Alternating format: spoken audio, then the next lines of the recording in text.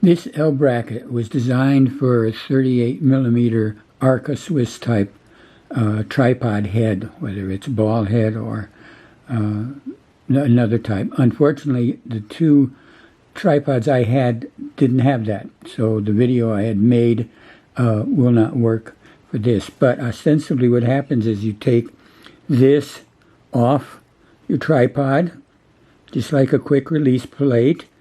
You turn it to the side, and then you have horizontal for portraits, and you put this attachment to your tripod head, and it has it gives you your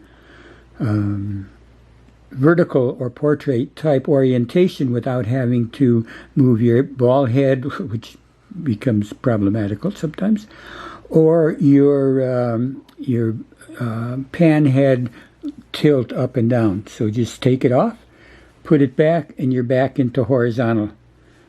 And this is unfortunately the best I can do, because the tripods that I did have, unfortunately, didn't work, so I have to use this one. And these things are really nice.